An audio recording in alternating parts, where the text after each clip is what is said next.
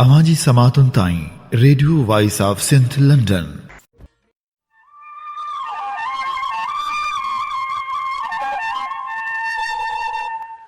अंदर झुड़ झूर वहे बहर बरसे बूंदा पार वट जिन्हीं जी यार से उकाणिन न खियूं। भलारे भिट धणी जे भलारे बैत सां मुंहिंजो ही आवाज़ मुसाफ़िर radio voice of Sindh London ता थिए दुनिया जी कुंड कुड़च ताईं। जंहिंजा माग ॿुधिजे पियो उन्हनि मिड़नी महिरबाननि खे सिक भरियो सलाम शाल क़बूल पवे। 2 अक्टूबर छंछर जे ॾींहुं प्रोग्राम सोच वीचार साण करे अवां जी ख़िदमत में हाज़ुर अवां जो पंहिंजो मेज़बान हबीब लगारी। प्रोग्राम जी शुरुआत में अवां लाइ इहा ई दुआ त शाल जेतो जो सुख सलामती सां हुजो, कॾहिं बि ॾुखियो ॾींहुं न ॾिसो। विछोड़े जी वार्ता त बेशक दिलि तां गुज़रे ई गुज़रे थी, पर शाह लतीफ़ चयो हो, हारिया वेज मुयास सदन लहिम सूर जी पिरी खे चवंदास तरस तबीबन छॾियो। तबीबन जी बेतरसी ख़ुदा जाणे त केतिरनि वजूदनि खां हयातियूं खसींदी रहंदियूं। डॉक्टरनि जे गफ़लत जे करे जॾहिं बि को निंधड़को थी मुओ आहे तॾहिं दिलि ॾाढो रुनी आहे। सच त इहो आहे जो बाशऊर माण्हू बि जॾहिं कासाए डॉक्टरनि जे वर चढ़ी हयाती वञाए था वेहनि तॾहिं ॼण त मसीहाई वारे शोबे तां बि वेसा खॼी थो वञे। अवामी तहरीक सां वास्तो रखंदड़ जाखोड़ी अॻवान कामरेड मनान चाढ़ियो पिए डॉक्टरनि जी मुबियाना गफ़लत जे करे कैंसर जे वर चढ़ी हयाती वञाए वेठो। हूअ बाशऊर फ़र्द हो। सच त असीं सम्झूं था त बाशऊर फ़र्द जो विछोड़ो वॾे में वॾो नुक़सानु हूंदो आहे। कामरेड मनान चाढ़ियो जो विछोड़ो बि वॾो हाल आहे जेको सदियनि ताईं भरिजी न सघंदो। कामरेड मनान चाढ़ियो जी बीमारी वक़्तु ज़रार पीरज़ादे नोट करण जहिड़ियुनि ॻाल्हियुनि में लिखियो हो त रसूल बख़्श पलीजे साहिब जे स्कूल ऑफ थाट सां वास्तो रखंदड़ असांजो नज़रियाती ऐं बेबाक लेखक कामरेड मनान चाढ़ियो ओचितो ई ओचितो शदीद बीमारी जो शिकार थी वियो आहे ऐं संस अॼु जी हालत खे ॾिसंदे मूंखे शमशीरुल हैदरी जे अखियुनि जे नूर खां महरूमी वारा आख़िरी ॾींहं यादि अची रहिया आहिनि। रिपोर्टनि मूजिबि कामरेड मनान चाढ़ियो अखियुनि मां पाणी वहण जी शिकायत खणी लाड़काणे जे भिटाई साहिब चवाणी अंधनि ऊंधनि वेज ॾांहुं वियो त उन्हनि खणी अख जो ऑपरेशन करे विधसि ऐं अहिड़ो कयो जो अखियुनि जो नूर ई ख़तमु थी वियसि। हाणे कराची जा डॉक्टर था चवनि त अखि में को अहिड़ो वॾो मसइलो ई न हो जंहिंजो ऑपरेशन कयो वियो। चङे भले अख जे ऑपरेशन ऐं उन्हनि औज़ारनि सां थियल ऑपरेशन जेके ॿिनि मरीज़नि जे वायरस सां भरियल हुआ जा तबाह कंदड़ साइड इफ़ेक्ट निकिरणु लॻिया। हिकु अख जे ग़लति ऑपरेशन सबबि उनजो असरु ॿी अख ते बि तेज़ी सां पवणु लॻो ऐं पोइ उनजो असरु ऐं जिस्म जे ॿियनि उज़वनि ते पिणु पवणु शुरू थियो त संस औलाद खेसि कराची वठी आई जिते डॉक्टरनि पहिरीं फ़ुर्सत में कामरेड जे ऑपरेशन सबबि तबाह थियल अख कढी छॾी। ॿी अख जी बि डॉक्टरनि बायोप्सी करे छॾी जंहिंजी रिज़ल्ट जेकॾहिं सुठी न आई त ख़तरो आहे त ॿी अख बि कढी सघनि था। कामरेड मनान चाढ़ी जी हालत इंतिहाई नाज़ुक आहे। अखियुनि सां गॾु खेसि ॿियूं बि बीमारियूं वराए वयूं आहिनि। साईजा त पुराणा मरीज़ आहिनि पर हाणे फिफड़नि जी बि बीमारी अथसि। ईअं तेज़ी सां सॼो वजूद बीमारियुनि में वकोड़जी पियो आहे। ज़रार जॾहिं नोट करण जहिड़ियूं ॻाल्हियूं लिखियूं त तॾहिं सूरत हाल इहा हुई ऐं पोइ जॾहिं रिपोर्टूं आयूं तॾहिं इंकशाफ़ थियो त कामरेड खे कैंसर जो मर्ज़ वकोड़े चुको आहे। कामरेड जे इलाज लाइ संस धीअ मुर्क ऐं संस पुटु छा न कयो। हुननि कराची जा पंध पुछाया ऐं पंहिंजे वाल जी ज़िंदगी बचाइण लाइ जदोजहद बि कई, पर हुकूमती सतह ते हुकूमत के बि क़दम न खयां न का वाहिर कई। कामरेड हिकु बाशऊर फ़र्द सां गॾु हिकु बाशऊर लेखक बि हो। हुन जिते पंहिंजे धीअरनि खे तालीम ॾियारी, हुन जिते पंहिंजे पुटनि खे पढ़ायो, उते वरी कामरेड मिसकिन माण्हुनि लाइ जा खोड़ियो हू जदोजहद जी अलामत हो ऐं ईअं ई डॉक्टरनि जी बेहसी सबबु असां खां हमेशह लाइ विछड़ी वियो।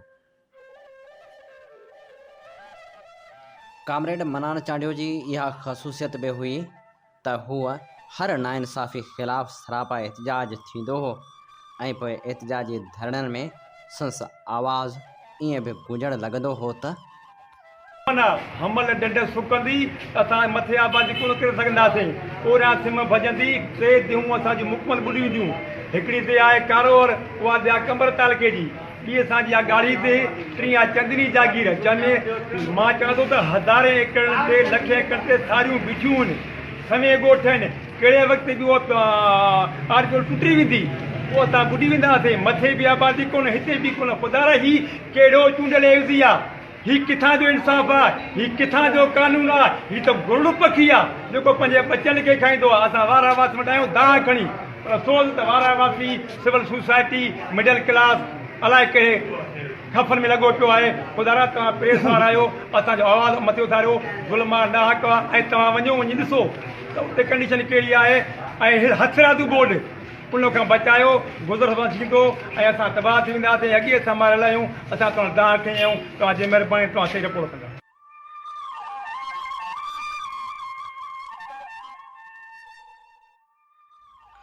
अमी ॿुधी रहिया हुआ जाखोड़ी अॻवान कामरेड मनान चांडियो जी तकरीर। हाणे ख़बरनि जे सिलसिले खे अॻिते वधायूं था ऐं शामिलु करियूं था ख़बरूं। कराची मां खंभे गुम कयल शागिर्द अॻवान ज़ाकिर सेतू ऐं ॿियनि क़ौमी कारकुननि जी आज़ादी लाइ जसकम ज़िले नवाबशाह पारां नए नाके खां एहतजाजी रैली कढी वई। एहतजाजी रैली खे ख़िताब कंदे सरफराज़ मेमण, ताज जोयो, अली रज़ा ख़ासकेली, सुरठ लुहार, सिंधु अमान, सोणी जोयो, बख्शल बागी, इनायत चांडियो, काशिफ लाखो, साबिर सेतो, राशिद चांडियो, गुल डाहिरी, मुनीर अबड़ो ऐं ॿियनि चयो त इंतिहाई अफ़सोस सां चवणो थो पवे त कराची मां जबरी तौरु खंभे गुम कयल शागिर्द अॻवान ज़ाकिर सेतो खे 1 महीने खां मथे अरसो गुज़री वियो आहे, पर हिन वक़्त ताईं को बि ॾस पतो नाहे मिली सघियो। हुननि चयो त जबरी तौरु खंभे गुम कयल शागिर्द अॻवान ज़ाकिर सेतो हिकु पुरअमन शागिर्द आहे जेको कंहिं बि गैर क़ानूनी सरगर्मी में मुलविस न आहे। जेकॾहिं मथसि को केस दाख़िल आहे त कानून मुताबिक़ खेसि अदालत में पेश कयो वञे। अॻूणो शागिर्द अॻवान ऐं शहीद मीर मुर्तज़ा भुट्टो जो वेझो साथी ग़ुलाम सरवर कोराई कराची जी हिकु ख़ानगी इस्पताल में लाॾाणो करे वियो। खेसि नवाबशाह आणे अबाणे क़ब्रिस्तान में तदफ़ीन कई वई। मनहड़ो भरिसां ॻोठ कमराबाद चांडियो जी रहवासण धणी बख़्श छजड़ो ऐं संस पुट आफ़ताब छजड़ो एहतजाजी मुज़ाहिरो कंदे चयो आहे त हथियारबंद घर में दाख़िल थी मुंहिंजी नुंहुं कलसूम ज़ाल आफ़ताब छजड़ो खे अगवा करे खणी विया आहिनि। हुन मुतालबो कयो त नुंहुं खे बाज़ियाब कराए असांखे इंसाफ़ फ़राहम कयो वञे। रतोदेरो में शागिर्दियाणी खे हिरासां कंदड़ जवाबदारनि ख़िलाफ़ अञा ताईं कार्रवाई नाहे थी। रतोदेरो में स्कूल जे वक़्त ते नियाणियुनि खे हिरासां कंदड़ जवाबदारनि ख़िलाफ़ एहतजाजी रैली कढी वई। उन मौक़े ते अॻवान गुलबहार जलबाणी, सदाम वेसर, निसार बुलेदी, जबार वेसर ऐं ॿियनि चयो त स्कूल वेंदड़ नियाणियुनि खे उबाश नौजवान तंग कनि था। हुननि मुतालबो कयो त जवाबदारनि ख़िलाफ़ सख़्त क़ानूनी कार्रवाई कई वञे। जामशोरे में पीअण जे पाणी जी खोट बरक़रार आहे। पाणी जी खोट ख़िलाफ़ STP जे अॻवाननि मुबीन तीवणो, यूनस ओठो, अमजद मस्तोई, NB खोसो ऐं ॿियनि एहतजाजी मुज़ाहिरो कयो। हुननि चयो त 10 ॾींहनि खां पीअण जे पाणी जी शदीद खोट आहे। टैंकर माफ़िया ब्लैक ते पाणी विकिरो करे रही आहे। टैंकर माफ़िया ख़िलाफ़ कार्रवाई करे शहर खे पाणी ॾिनो वञे। उॾेरे लाल भरिसां खंभे गुम कयल नौजवान जी बाज़ियाबी लाइ संस वारसनि एहतजाजी मुज़ाहिरो कयो। ॻोठ मोहम्मद अबड़ा जे रहवासियुनि लाल ख़ातून, मिठा ख़ातून, अला बशीर सोलंकी, रसूल बशीर सोलंकी ऐं ॿियनि एहतजाज कंदे चयो त हाला पुराणे जी पुलिस नौजवान वाहिद बशीर सोलंकी खे खंभे खणी वई आहे। हुननि चयो त नौजवान खे आज़ादु करण लाइ रिश्वत तलब कई पई वञे। हुननि इख़्तियारनि खां मुतालबो कयो त नोटिस वठी असांजे नौजवान खे आज़ादु करायो वञे। काछे में बरसातनि बाद नई गाज ने 20 फुट वही आई आहे, जंहिंजे करे काछे जो जोही ऐं दादू सां ज़मीनी राब्तो कटिजी वियो आहे। ड्रिघ बाला, छडी रोस्तमाणी, टुबाई लुंड, शेर मोहम्मद, कुंडो बबुर, बाहवल बबुर ऐं ॿिया इलाइक़ा पिणु पाणी हेठि अची विया आहिनि। पाणी अचण जे करे सवें ॻोठनि जो ज़मीनी राब्तो जोही ऐं दादू सां मुकमिल तौरु कटिजी वियो आहे। सिंध हारी कमेटी पेट्रोल जे अघियुनि में वाध वारे हुकूमती फ़ैसिले खे रद्द करे छॾियो आहे।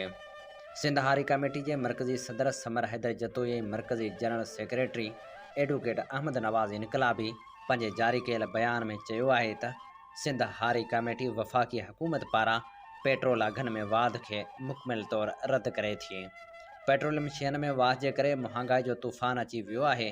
पोरियतनि मिसकिननि वटि खाइण जे लाइ ॿिनि वेलण जी मानी नाहे।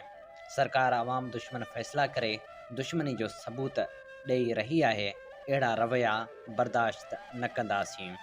हिन वक़्तु मुल्क जो ॾेवालू निकिरी वियो आहे। हुकुमरान नाअहल आहिनि। हुननि चयो त सिंध जे हारियुनि खे रिलीफ ॾियण लाइ जल्द पैकेज जो ऐलान कयो वञे। हुननि मुतालबो कयो त जेकॾहिं पेट्रोल जे अघनि में 50 रुपयनि ताईं लाथ न कई वई त एहतजाजी तहरीक शुरू कई वेंदी।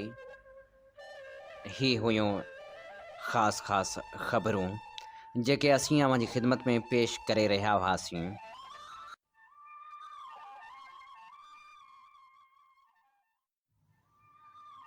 अॼु हिकु ख़बर नज़रनि मां गुज़री त रेडियो पाकिस्तान हैदराबाद जे स्टेशन डायरेक्टर इमारत जे पार्कनि समेत लो पावर ट्रांसमीटर जी 26 एकड़ ज़मीन फालतू ॼाणाए तफ़सील इख़्तियारनि खे उमाणे छॾिया आहिनि।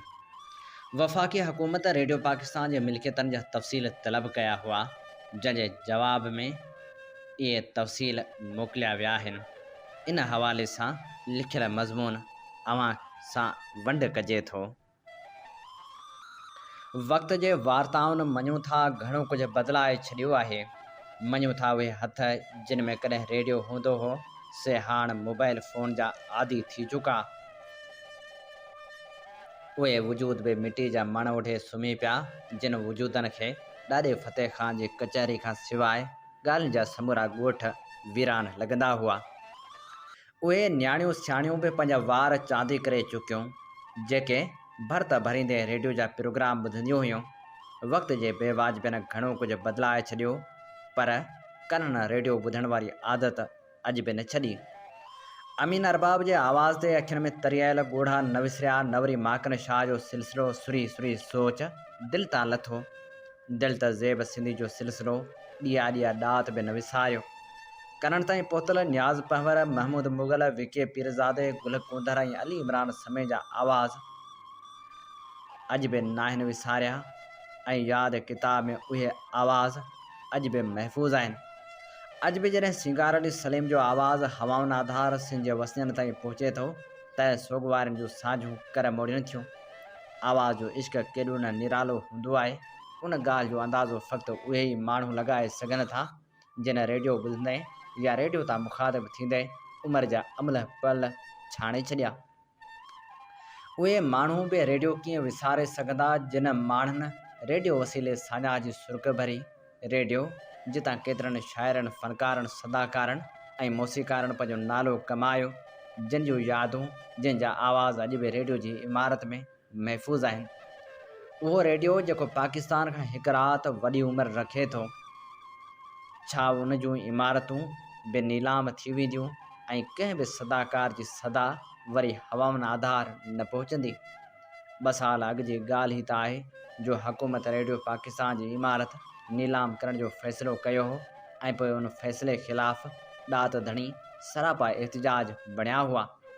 जंहिं बाद वक़्ती तौरु हुकूमत खे नीलामी वारे फ़ैसिले तां हथु खणणो पियो। हूं बि ॾिसिजे त नीलामनि वारी कहाणी बि पुराणी आहे। दुनिया खे ॾंदे आङुरियूं त तॾहिं ई आयूं हुयूं जॾहिं इमरान ख़ान वज़ीर आज़म हाउस जूं मेहूं बि नीलाम करे छॾियूं हुयूं।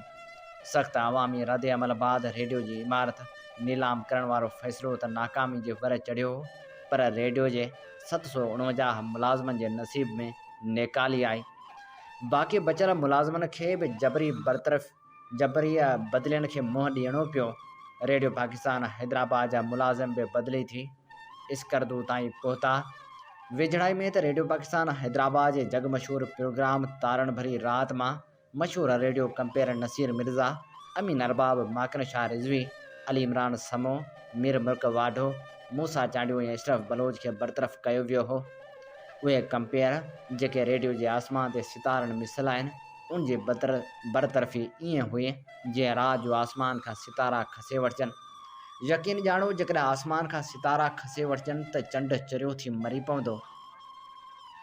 रेडियो पाकिस्तान जे मिल्कियतनि जी नीलामी वारो कमु परदे पुठियां अॼु बि जारी आहे।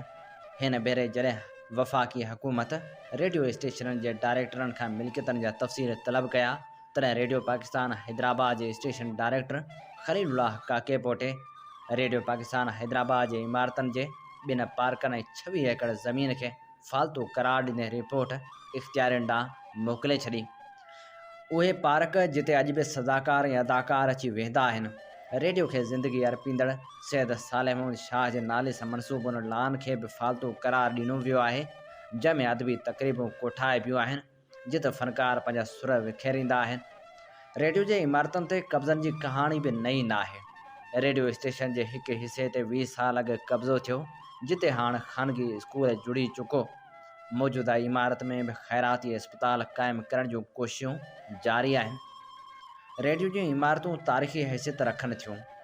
रेडियो जे स्टूडियो मां थी बरक़ी लहरनि वसीले हवाउनि में वञाइजी वियल अहसासनि जो रिकॉर्ड भले कंहिं वटि बि न हुजे, पर उन रिकॉर्ड जी अहमियत ज़रूरु आहे। उहो रिकॉर्ड जेको अञा कंप्यूटराइज़्ड नाहे थियो। उहे अमुल ड्रामा ऐं गीत जेके वॾे चाह सां रिकॉर्ड थी रेडियो जी लाइब्रेरी जी ज़ीनत बणिया। केॾो न चङो थिए हा जो रेडियो जे मिल्कियतनि जी नीलामी जो सोचण बदिरां रेडियो जे लाइब्रेरियुनि खे जदीद बणाइण लाइ कमु करे हा, रिकॉर्ड खे महफ़ूज़ करे हा। सच इहो आहे जो हीअ हुकूमत पहिरें मरहले में फालतू करार ॾिनल मिल्कियतनि खे नीलामी जे वर चाढ़ींदी। शायदि ॿिए मरहले में रेडियो स्टेशनूं बि नीलाम थी वञनि। हीअ नीलामी रुॻो रेडियो जी नीलामी न हूंदी, हीअ उन्हनि अहसासनि जी नीलामी हूंदी जेके अॼु बि हवाउनि जे आधार असांजे कननि जा कंध लताड़ींदा आहिनि। ऐं हाणे प्रोग्राम में अवां जी ख़िदमत में पेश करियूं था नामिरा लेखक, नावल नवीस ऐं कहाणीकार अमर जलील जे किताबनि मां चूंड नसरी टुकड़ा। अमर जलील लिखे थो त जॾहिं ज़ुल्म ऐं अंधेर जा पर्दा इंसान जे अक़ल ते पइजी वेंदा आहिनि, तॾहिं इंसान इंसानियत खे विसारे वेंदो आहे।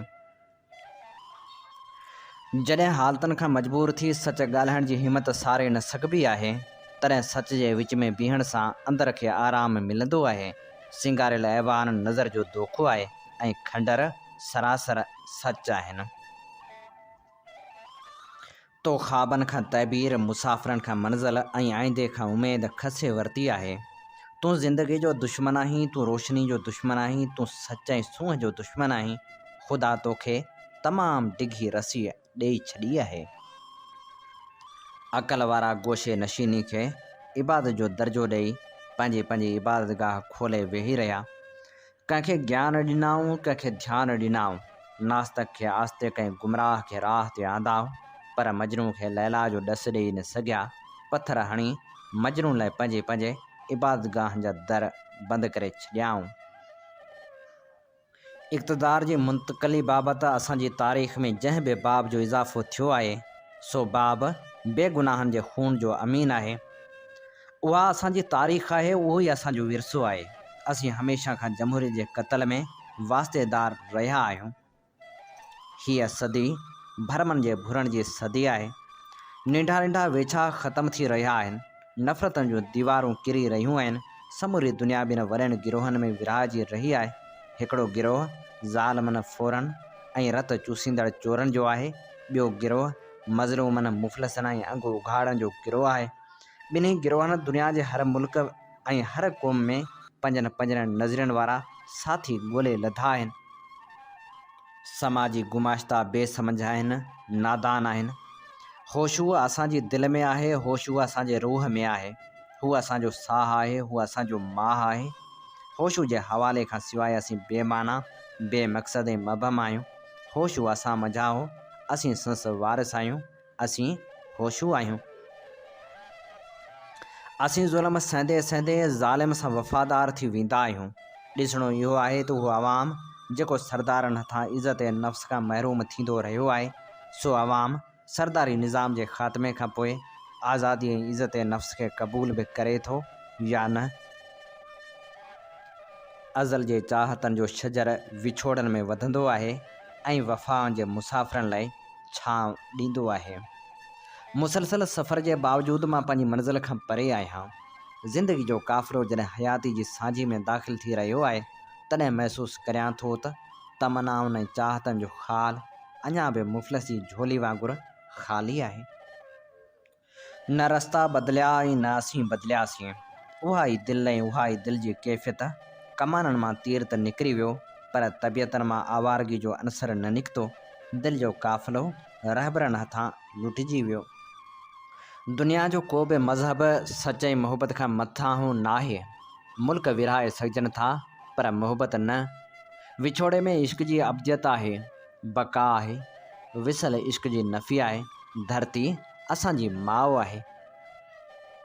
हिकु फ़नकार लाइ मौत फ़क़्ति ज़िंदगी जे ख़ात्मे जी अलामत न आहे। फ़नकार मौत खे पंहिंजी पिरोड़ सां परखींदो आहे। हूअ मौत खे माना ॾींदो आहे। अज़ीम फ़नकार मौत जे मफ़हूम खे आम रिवाजी सतह खां मथबरो खणी वेंदा आहिनि। जंहिं मुआशिरे में सिहतमंद बहस मुबाहिसनि ऐं ख़्यालनि जे इज़हार जी आज़ादी न हूंदी आहे, सो मुआशिरो बीमार हूंदो आहे। असांजो मुआशिरो बीमार आहे। असांजे बीमार मुआशिरे में बीमार माण्हू खीसे में रबड़ जूं मोहरूं खणी हलंदा आहिनि ऐं हिक ॿिए खे मुहिबे वतन ऐं गद्दार हुअण जा पेशाननि ते ठपा हणंदा आहिनि। जेसिताईं सरमाएदार माया जी ॼार में पोरियत खे फासाईंदो रहंदो, जेसिताईं मज़दूर जो पघर रत वांगुरु वहंदो रहंदो, जेसिताईं पीड़ींदड़ जो पेर पीड़ियल जे रूह ते रहंदो, जेसिताईं तिब्काती कशमकश में ज़ालिम मज़लूम खे निपोड़ींदो रहंदो, तेसिताईं वियतनाम जी जंग जारी रहंदी, म्याणी जी जंग जारी रहंदी, दुबी जी जंग जारी रहंदी। अज़ल जी जंग कंहिं ठाह ठगी सां ख़तम न थींदी आहे। हीअ चूंड नसरी टुकड़ा असीं अव्हां जी ख़िदमत में पेश करे रहिया हुआसीं नाम्यारे कहाणीकार अमर जलील जे मुख़्तलिफ़ किताबनि मां। अव्हां जी ख़िदमत में प्रोग्राम पेश कयो पियो वञे सोच वीचार साण करे अव्हां जी ख़िदमत में अव्हां जो पंहिंजो मेज़बान हबीब लगारी। अव्हीं ॿुधी रहिया आहियो दुनिया जो पहिरियों Sindhi web radio voice of Sindh London. Radio voice of Sindh London ऐं voice of Sindh television Sindhi तर्जमानी वारो किरदारु अदा करे रहिया आहिनि, जितां सिंध में थींदड़ हर बेवाजिबी ऐं क़ौमी मसइलनि ते आवाज़ु उथारियो वेंदो आहे। इल्म अदब सियासी सक़ाफ़ती ऐं समाजी सरगर्मियुनि खे असीं अवले जे बुनियाद ते नशर कंदा आहियूं। पंहिंजे क़ौमी आवाज़ खे घर घर पहुचाइण में पंहिंजो क़ौमी किरदारु अदा करियो। 24 कलाक नशर थींदड़ हिननि क़ौमी इदारनि खे अव्हां जे साथ सहकार ऐं माली सहायता जी ज़रूरत आहे। रेडियो जी नशरियात अव्हां पंहिंजे मोबाइल फ़ोन ते बि ॿुधी सघो था। हींअर ई प्ले स्टोर में वञी radio voice of Sindh London जी ऐप डाउनलोड करियो ऐं हर वक़्तु ॿुधंदा रहो radio voice of Sindh London. जेकॾहिं अव्हीं असांजो गुज़िरियल प्रोग्राम ॿुधणु चाहियो था त हींअर ई यूट्यूब ते वञी सर्च करियो radio voice of Sindh London. ऐं हाणे प्रोग्राम सोच वीचार में शामिल करियूं था मुख़्तलिफ़ शाइरनि जी ख़ूबसूरत इनकलाबी शाइरी। सभ खां पहिरियां शाइरनि जे सरताज हज़रत शाह अब्दुल लतीफ़ भिटाई रहमतुल्लाह अलैह जा बैत अव्हां जी ख़िदमत में पेश करियूं था। सोरिया मरिन सोभ खे त दिलि जा वहम विसार, हण भाला विढ़ भाकरें आॾी ढालम ठार, मथां तीग तरार मारत मतारो थिए, सजण ऐं साणे कंहिं अणासी विसरे, हाइफ़ तिनी खे होए वतन जिन विसारियो। ख़ूबसूरत शाइर नारायण श्याम लिखे थो, हर क़दम अहिड़ी तरह अॻिते वधाईंदा हलो, नौजवानो बस वॾनि जा वण वॼाईंदा हलो। दुश्मनी सां छा अव्हां जो दोस्त हर कंहिंजा बणो, जे बणणु चाहे कोई दुश्मन बणाईंदा हलो। हर क़दम आहे अव्हां जो ॼण बहारनि जो क़दम, बर पुटनि में बाग़ जी रंगत रचाईंदा हलो। पंहिंजी हिमत साण बदिलाए हींअर झूनो निज़ाम, शाम दुनिया में नई दुनिया वसाईंदा हलो। हर क़दम अहिड़ी तरह अॻिते वधाईंदा हलो। सिंध जो ख़ूबसूरत शाइर शेख अयाज़ लिखे थो, जे पंहिंजो नूर नचोए विया ऐं तुंहिंजी जूत जलाए विया, से लुढ़क मिटी में लोए विया, पर छा मोती पाए विया। से वण वण लोॾे वाव थिया, से पन पन में पड़लाव थिया, जे बन बन बीन वॼाए विया, जे तन मन वारे ॻाए विया। मूं धरती तुंहिंजा धिंग ॾिठा, मूं तिन जा लोयल लिंग ॾिठा, जिन विढ़ंदे विढ़ंदे जान ॾिनी, से वारा वीर वॼाए विया। अॼु को बि गिची में घटि ना, को मुड़ुसु उन्हनि जो मटि ना, जे सारा कोट उॾाए विया, से घोट असांखे घाए विया। मूं अणथियणा इंसान ॾिठा, मूं सूर्य ते सोमान ॾिठा, ए धरती छा कुंदर हा, जे पंहिंजा कंध कपाए विया। मूं वेंदे तिन जा पेर ॾिठा, मूं छा मुड़ुसु मथेर ॾिठा, जे केई सिज उभारे विया, जे केई सिज समाए विया।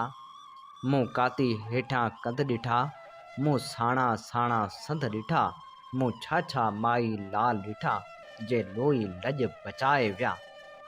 से जिया जियारा माण्हू हा, से सभ खां प्यारा माण्हू हा, जिन साह ॾेई वे साह ॾिनो, जे दिलि में दर्द दुखाए विया।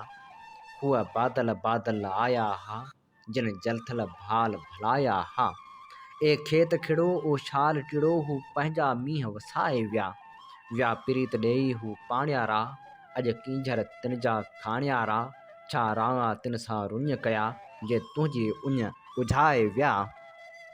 कल रात मुसाफ़िर आया हा, जिन पंहिंजा जीव जलाया हा, थे छा जरका ॼाण करे, हूअ केॾा मच मचाए विया।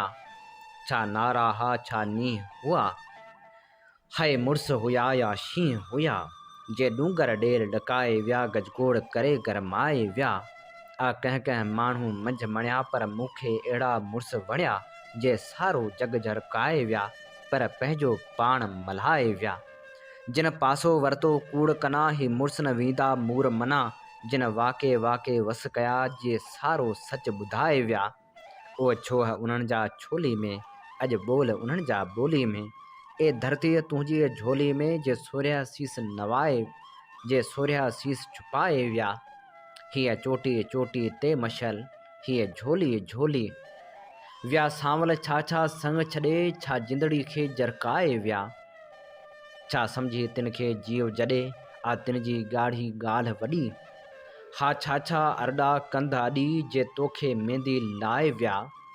ही बिरह बि कोई बुड़ आहे, ही बिरह बि कोई बड़ आहे, छा जांठी उनजी जड़ आहे, मूं उन में केॾा डार ॾिठा, जे छांव करे मन भाए विया। ही जान त अचणी वञणी आ, पर मरंदे मात न मञणी आ। मूं अहिड़ा सो सावंत ॾिठा, जे पंहिंजो हथ हलाए विया। ॾिस बाख भलेरी आई आ, ॾिस सिंध मथां सरहाई आ, छो तिन जे लाइ अयाज़ रुने, जे मारू माग मटाए विया। जे पंहिंजो नूर नचोए विया, ऐं तुंहिंजी जूत जलाए विया, से लुढ़क मिटी में लोए विया, पर छा मोती पाए विया। सिंध जो ख़ूबसूरत शाइर उस्ताद बुखारी लिखे थो, पेर पिया थो फटिया, हां पियो थो रधो, कुझु त अॻिते वधो, जो हटियो सो कटियो, मूंखे आहे पतो, कुझु त अॻिते वधो। ज़िंदगी जंग जारी जीअण जी, मगर अमन इंसाफ़ लाइ, पंहिंजे क़ौमी हक़नि लाइ अचो ऐं मचो, कुझु त अॻिते वधो।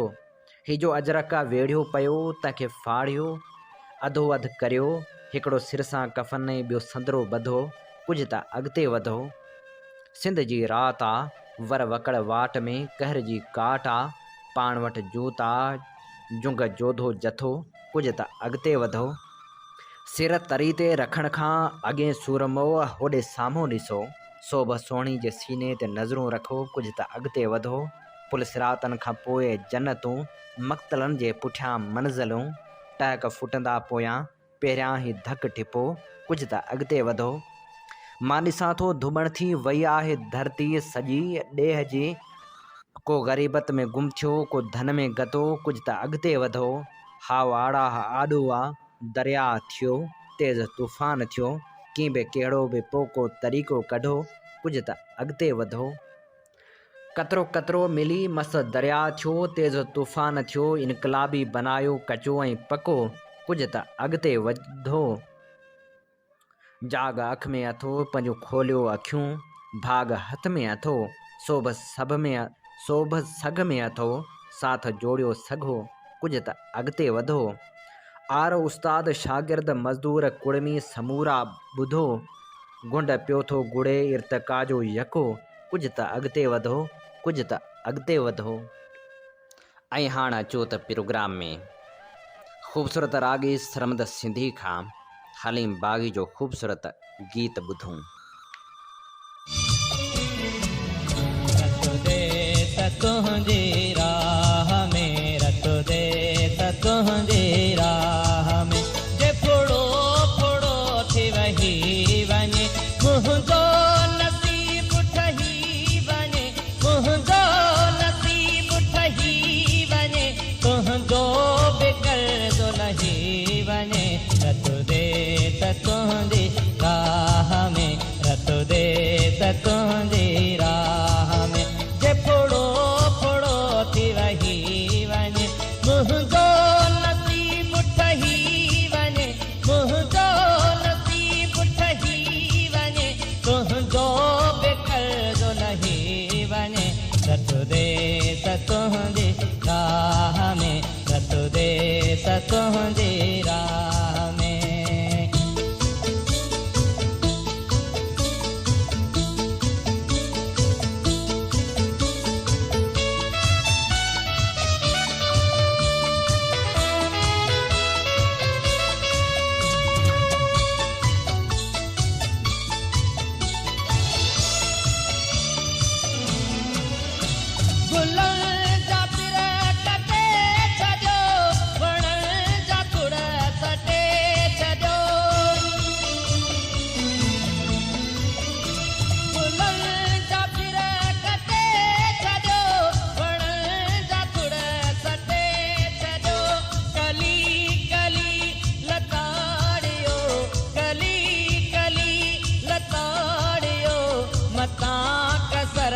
रही वञे, रत दे त तुंहिंजी राह में रत दे त तुंहिंजी राह में जे फुड़ो फुड़ो थी वही वञे, मुंहिंजो नसीब ठही वञे, मुंहिंजो नसीब ठही वञे, तुंहिंजो बि कर्ज़ो लही वञे, रत दे त तुंहिंजी राह में रत दे त तुंहिंजी राह में।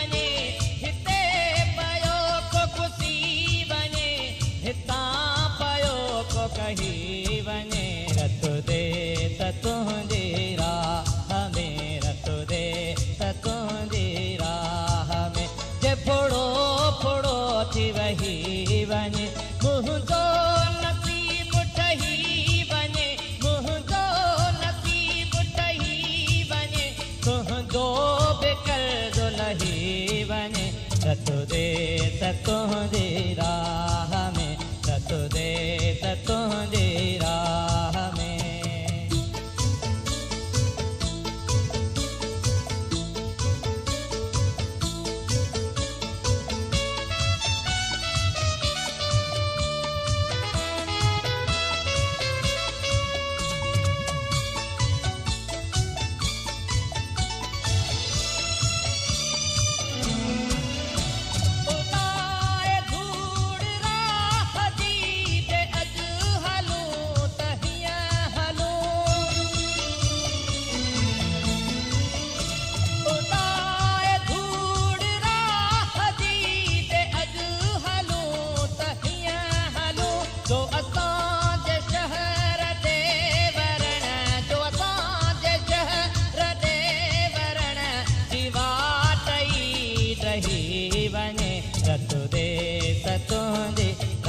राह में रत दे त तुंहिंजी राह में जे फुड़ो फुड़ो थी वही वञे मुंहिंजो नसीब ठही वञे मुंहिंजो नसीब ठही वञे तुंहिंजो बि कर्ज़ो लही वञे रत दे त तुंहिंजी राह। ऐं हाणे प्रोग्राम सोच वीचार में वर्क वरायूं था उन तारीख़ी किताब जा जंहिंजो नालो आहे सिंधु जूं सल्तनतूं। हीअ किताब नामियारी लेखका एलाइस अल्बेनिया जो लिखियलु आहे जंहिंजो सिंधी में तर्जुमो कयो आहे मुज़फ़र बुख़ारी। हीअ किताब सिंधु दरिया जी कहाणी ते ॿधलु आहे। जी हा, अवां जी ख़िदमत में पेश करियूं था सिंधु जूं सल्तनतूं जी टीं क़िस्त। जनाह जा केतिरा ई ग़ैर मुस्लिम दोस्त हुआ ऐं हू को बि मज़हबी फ़र्क़ु न रखंदो हो। हू इस्माइली कुटुंब सां तालुक़ रखंदड़ हो ऐं संस वालिद जनाह भाई पूंजा गुजरात जो वापारी हो जंहिंजा आबा ॾाॾा उन ॻोठ सां तालुक़ रखंदा हुआ जेको हाणे गांधी जे ॻोठ जे वेझो हो। हूअ वापार जे लिहाज़ खां कराची मुंतक़िल थियो हो ऐं जिते हुन जल्दी तरक़ी करे वॾे वापारी जो दर्जो हासिल करे वरितो हो ऐं पोइ वापारी मां बैंकर बणिजी वियो हो। उहे अहिड़ा तफ़सील आहिनि जेके पाकिस्तान में मुर्तब कयल जनाह जी बायोग्राफ़ी में ॼाणी ॿुझी शामिल न कया विया आहिनि। जनाह जी परवरिश खारा दर में थी जेको क़दीम हिंदू किले जे अंदर वारो अहम इलाइक़ो हो। बरतानवी राज में उते हिंदू ऐं पारसी वापारी रहंदा हुआ जिन खे अंग्रेज़नि जो मुकमिल तहफ़ुज़ हासिल हूंदो हो। हुन जे कुटुंब खे हुक्मरानी जो को बि तजर्बो न हो। सिंध में मुसलमान या त बहराड़ी जा वॾा जागीरदार हुआ या वरी पाइले सिकंदड़ हारी हुआ। जनाह पंहिंजी सियासी ज़िंदगी जी शुरूआति बम्बई खां कई जिते हू अॻु में ई वकील जी हैसियत में तमामु घणी शोहरत रखंदो हो। शुरूआति में हू पको क़ौमपरस्त हो ऐं इंडियन नेशनल कांग्रेस जो मेंबर हो। 1913 में हुन जा भारतीय सियासत जे अंदाज़ ते इख़्तिलाफ़ पैदा थिया। हुन ख़ासि तौर गांधी जी सियासत जे अंदाज़ जी मुखालफ़त कई। ॿी महाभारी लड़ाई खां पोइ निज मज़हबी बुनियाद ते हलंदड़ ख़िलाफ़त तहरीक में शामिल थियो ऐं मुसलमान मुल्हनि ऐं आलमनि जी हिमायत हासिल करे वरिती। जनाह जो ख़्यालु हो त गांधी मज़हबी तफ़रक़ो पैदा करे रहियो आहे। सियासी कामयाबियुनि ऐं क़ौमी सुञाणप हासिल करण बावजूदि हू सियासत खां मुकमिल तौरु लातालुक़ थी लंडन हलियो वियो। 1934 में दबाव जे करे हू वापसि आयो ऐं उन वक़्त ताईं मुस्लिम क़ौमियत वारो पैदा कयल संसद तस्वर काफ़ी सगारो बणिजी चुको हो पर उन जे बावजूदि हुन मज़हबी जनून पैदा करण खां इनकार करे छॾियो हो। हूअ शराब पीअंदो हो, सूअर जी रान जे गोश्त मां ठहियल सैंडविच खाईंदो हो ऐं अंग्रेज़नि जहिड़ो लिबास पाईंदो हो। 1937 में हुन हिकु तक़रीर दौरान भारतीय मुसलमाननि खे हिकु क़ौम करार ॾिनो जेका हिंदू समाज खां मुख़्तलिफ़ हुई। उन लाइ हुन तहज़ीब सक़ाफ़त ज़ुबान तर्ज़ तमीर समेत 20 मुख़्तलिफ़ हवाला ॼाणाया पर उन्हनि में हिकु बि मज़हबी हवालो न हो। जॾहिं कुझु मौलवियुनि मथां ज़ोर भरियो त हू हज लाइ मके वञे त हुन चयो त वटसि वक़्तु न आहे। माउंट बेटन मूजिबि 1947 में रमज़ान में आज़ादी मिलण खां पोइ हुन जश्न मल्हाइण लाइ मांझांदे जो इंतज़ाम कयो ऐं मथसि मौलवियुनि ऐं ॿियनि मुसलमाननि सख़्तु दबाव विधो त हू रमज़ान जे एहतराम में उहो फ़ैसिलो वापसि वठे पर उन जे बावजूदि हुन उहा पार्टी रद्द न कई हुई। जेकॾहिं जनाह मज़हबी हो त पोइ संस अंदाज़ रिवाजी मुसलमाननि खां बहरहाल मुख़्तलिफ़ हो। हुन मज़हबी जनूनियत खे कॾहिं बि अहमियत न ॾिनी।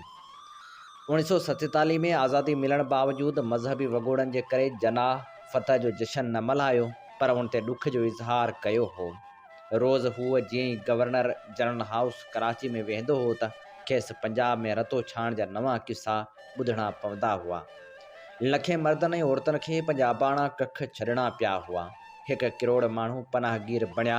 2 खां 10 लखनि ताईं माण्हू उन्हनि मज़हबी वॻोड़नि में क़त्ल थिया। उन जी कॾहिं बि सरकारी सतह ते काथो न लॻायो वियो न इहे अंग अखर गॾु करण जी कोशिशि कई वई। उहो ई सबबु आहे जो अंगनि अखरनि में तज़ाद आहे। बरतानिया 5 लख माण्हुनि जे क़त्ल जो अंदाज़ो लॻायो। विंस्टन चर्चिल इल्ज़ाम हयो त माउंट बेटन जे करे 20 लख हिंदुस्तानी क़त्ल थिया ऐं हूअ उन्हनि जो क़ातिल आहे।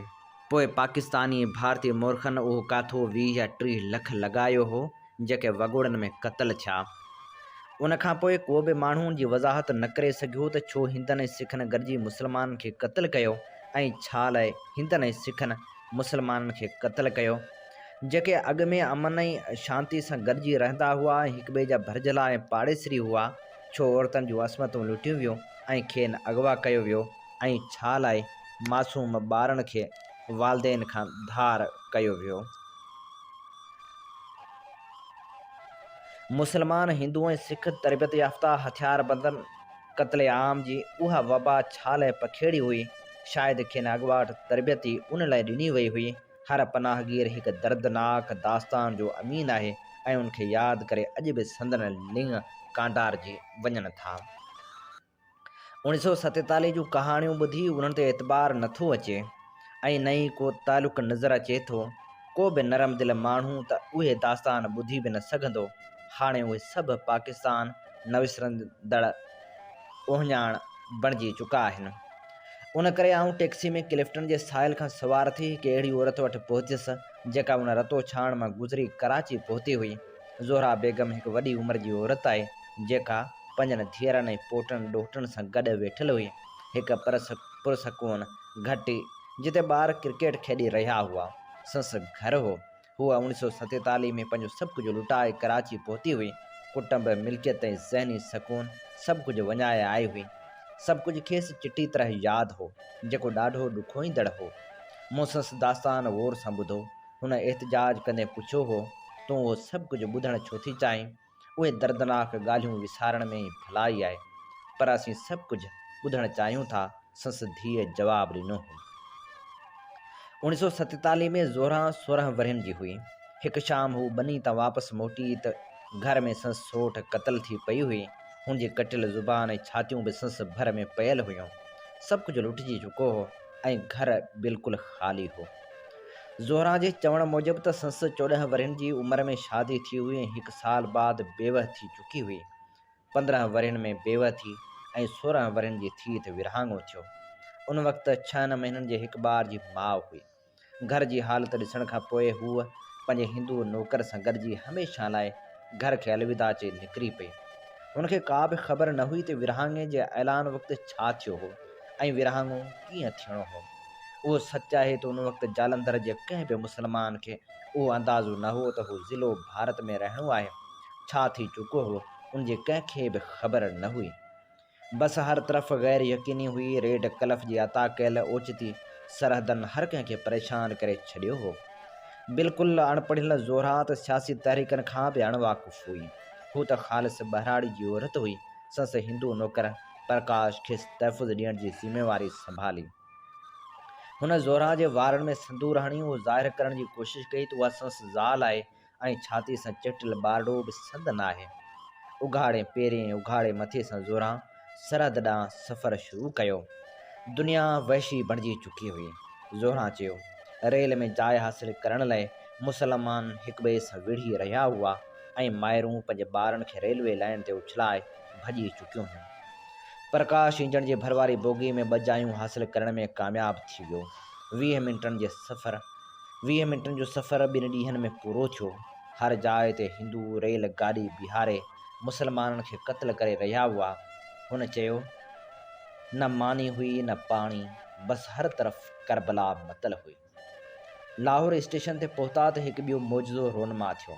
उते ज़ोहरा खे संसु भाउ मिली वियो जेको अॻु में जान बचाए लाहौर पहुतो हो ऐं 15 अगस्त खां पोइ हर रोज़ु अची चरिन वांगुरु ज़ोहरा खे ॻोल्हींदो ऐं वॾे आवाज़ में नालो वठी सॾकंदो वतंदो हो। अहिड़ी तरह गॾिजी कराची पहुता।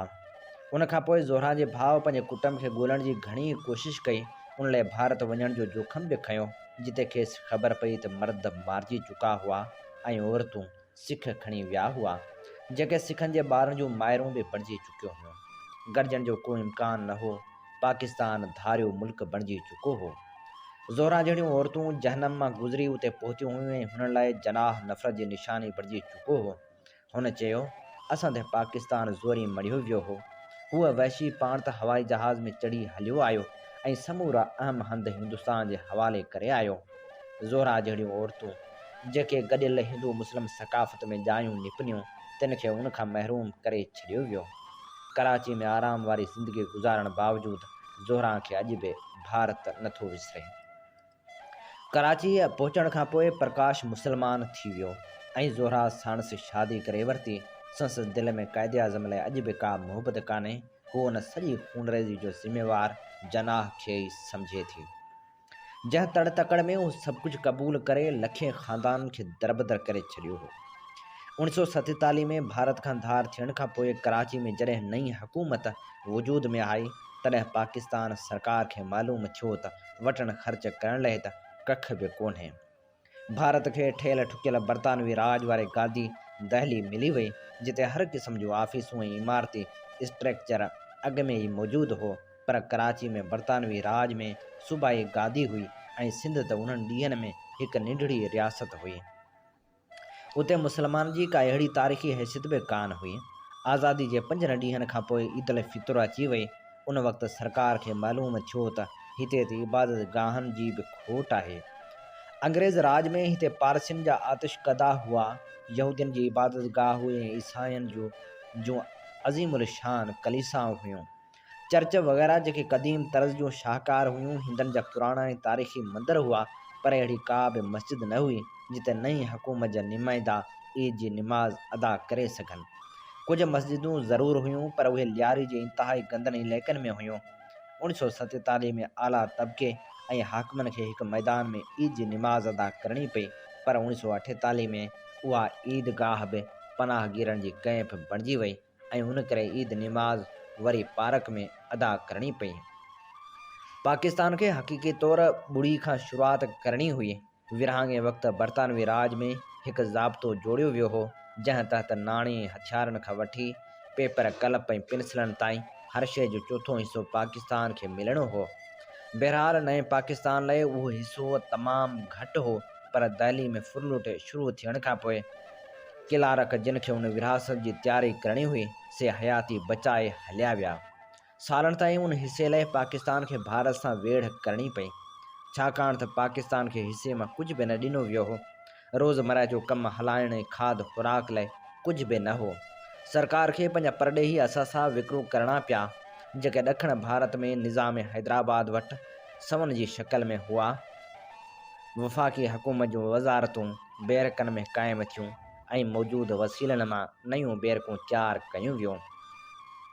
यादाश्तनामा अख़बारनि जे ख़ाली किनारनि ते लिखिया विया, पेपर पिन तौरु कंडा इस्तेमालु कया विया। वज़ीरनि पंहिंजे पघारनि में घटिताई जे हक़ में वोट ॾिनो। उन्हनि हालतनि बाबति मुस्लिम लीग जे तर्जुमान अख़बार रोज़ानी डान में तफ़सीली मवाद मौजूदु आहे, पर पोइ बि हौसला बुलंद हुआ ऐं ख़ाक मां मुल्क खे नए सिरे तइमीर करण लाइ हुबुल वतनी जी ज़रूरत हुई। 1947 में हमीदा अख्तर हुसैन रायपुरी हिकु नौजवान शादीशुदा औरत हुई। हुन पाकिस्तान जी तहरीक में बि सरगर्मी सां हिसो वरितो हो। उहे तफ़सील मूंखे साणुसि मिलण खां पोइ मालूम थिया। अॼु हू साहिल खां 10 किलोमीटर परे विरहाङे खां पोइ पनाहगीरनि लाइ अॾियल हिकु कॉलोनी में रहे थी। उन कॉलोनी में रस्तनि ते झंग मोरी चुको हो ऐं रस्तो ॾाढो अड़ांगो थी वियो हो। घटियुनि जे नंबरनि वारियूं तख़्तियूं झंग में गुम थी चुकियूं हुयूं। एतिरे क़दर जो मुंहिंजो टैक्सी ड्राइवर बि भुलिजी वियो। केतिरा भेरा हुनखे गाॾी वरी वापसि मोटाए सही रस्ते ते आणणी पई। आख़िरकार वॾी जदोजहद खां पोइ आउं संसि घर ॻोल्हण में कामयाबु थी वियुसि।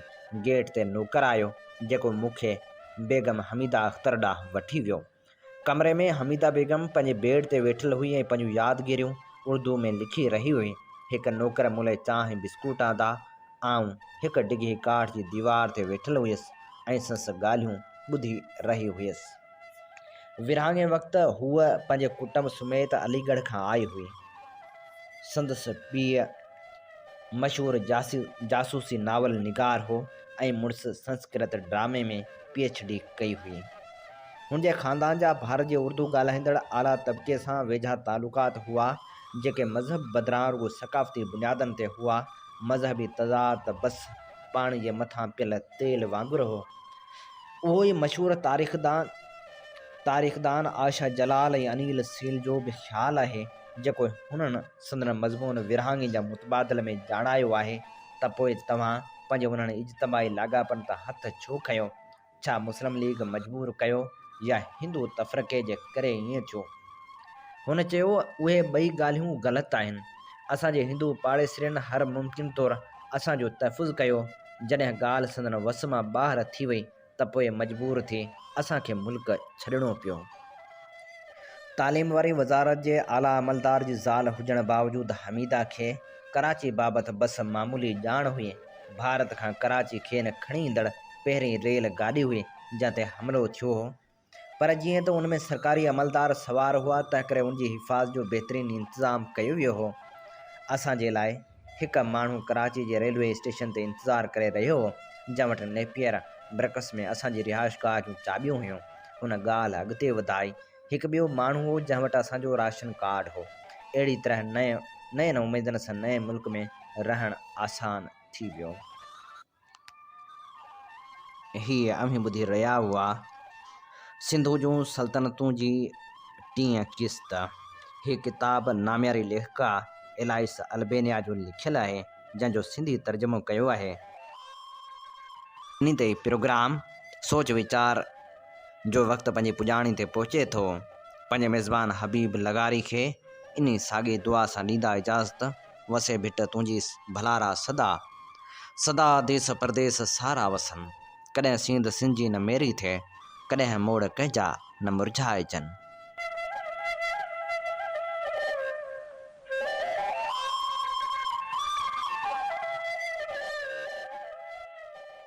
सिंधु मुंहिंजी अमा सूंह तुंहिंजी मथां छा लिखी छा लिखां छा लिखी छा लिखां।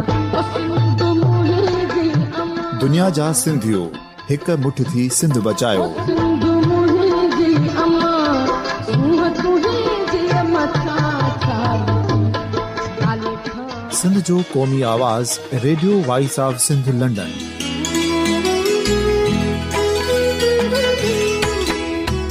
Radio voice of Sindh London पंहिंजी नशरियात में सिंध जी सियासत, समाज, इक़्तिसादियात, तारीख़, क़ौमी उमंगुनि ऐं इख़्लाक़ियात मुतलिक़ सिंध जी हक़ीक़ी तर्जुमानी कंदे प्रोग्रामनि खे असराइतो बणाइण लाइ सिंध जे घण घुरनि ऐं धरतीअ सां प्यार कंदड़ अदीबनि, दानिश्वरनि, सहाफ़ियुनि, उस्तादनि, वकीलनि ऐं हर तबिके जे मान वारनि सजणनि खे सिंध में शऊरी इनकलाब लाइ सहकार जो सॾु ॾियूं था। अचो त गॾिजी सूफ़ियुनि ऐं संतनि वारी सिंध जो ओज हिकु मुठ थी वरी वापसि आणण वारे सफ़र जा साथारी बणिजऊं।